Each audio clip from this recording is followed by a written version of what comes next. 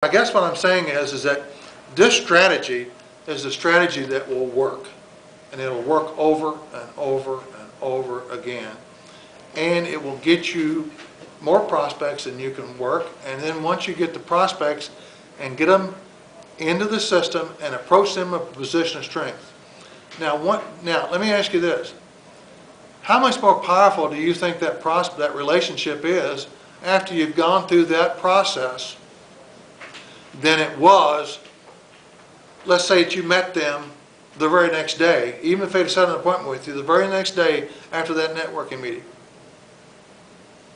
You've got a far better chance of making a sale at this appointment than you did that first, because a lot of times, folks, I have to tell you something. The people who meet with you the soonest after the meeting don't buy. I hate to tell you that. They're not people who, they might meet on a spur of the moment, but a lot of them don't buy on the spur of the moment, okay?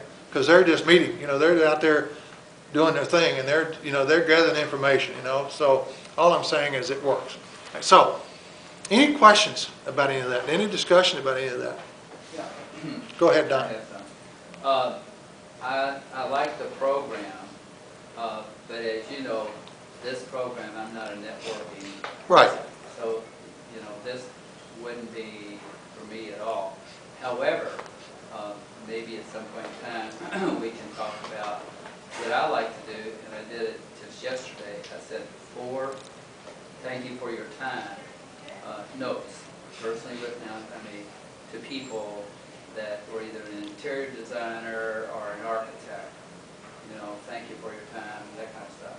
And what I would like, where I think that this would be beneficial to me, is to save me from doing all of that, and then on a repetitive basis, when I plan to go back, and it might be in Pikeville, Kentucky, it might be in Ashland or Paducah, where I could send out a card saying, guess what, I'm going to be in the neighborhood, thought I'd call you in advance to see if I could set up an appointment, we'll give you a buzz and something.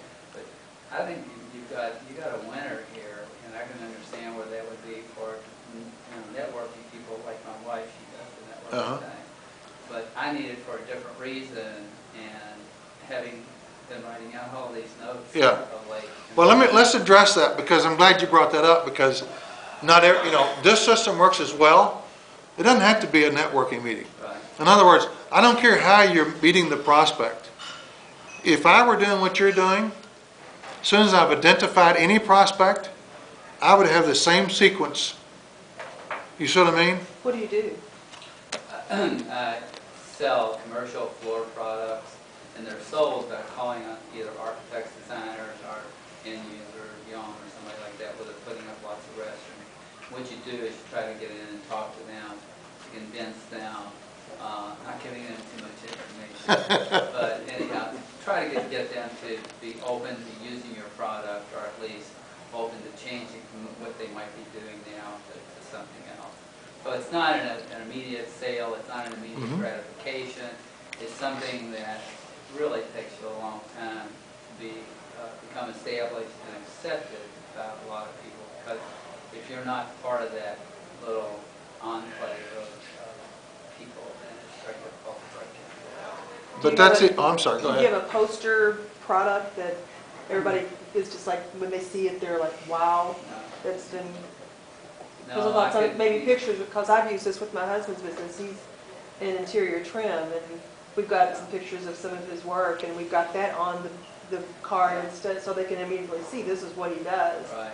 So now this would be, we handle, as a major distributor, we handle products like cork products, wood products, Armstrong vinyl products, luxury vinyl products, carpeting and tile and broadening. So it would be, I know where you're going, and that's a good idea, but this is so broad that you just really have to, I would have to use this just to solidify myself in getting in the sale, and on a continuing basis, because you never make that convincing sale. In his environment, an ongoing drip marketing program. That's right. In your environment, it's the same concept. It's just you would spread it out.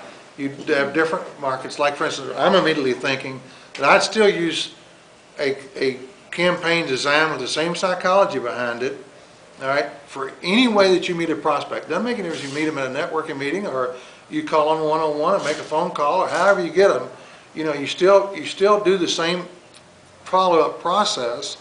All right, and also I'm thinking, like in following and piggybacking on what Candy said, if I were you, I would probably have a couple of campaigns made up where I highlighted a particular product or a line of products or a particular category of products, and have separate campaigns built for each one of those, so that whenever I did talk to somebody about your services, and you knew that they were maybe interested in a certain line of products or a certain category of products, you've got a campaign already made out to shoot them that card about that particular product or highlight that product, while also mentioning that you've got all these other products.